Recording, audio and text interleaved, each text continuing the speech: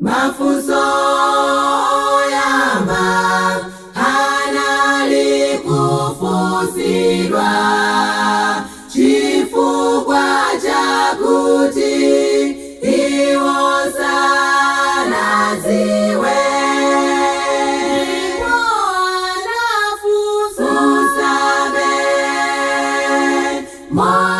Mwalimbikira kodi mbuye watu mubwera liti. Tizaonera njia kwake tifusire tu iya itaonani. Kutwani magwadiso opulumuka azaugaso alibengalo nakuyambalo ochimwa onse azaugaso ebalibenga naomaliza.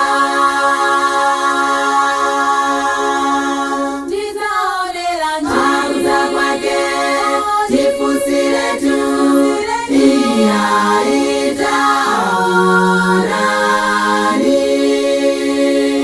Kutwani magwadiso opulumuka azaugaso alibengalo nakuyambalo ochimwa onse azaugaso ebalibenga naomaliza. Ife tiyenera kufusa befusoli chifukwa chakuti nthawi yatali.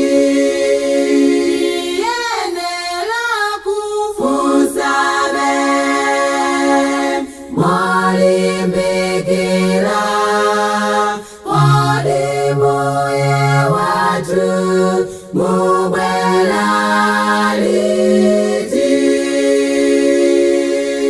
Tizaonera njia kwake tifusire tu iya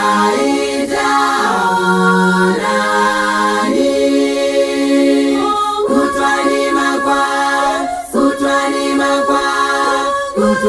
magwadiso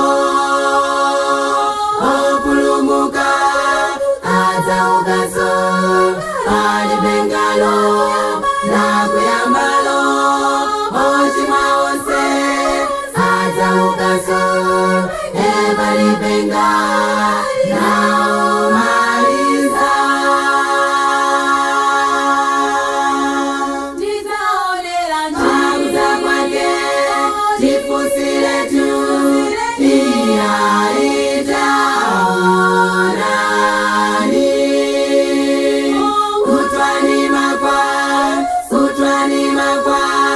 Kutwani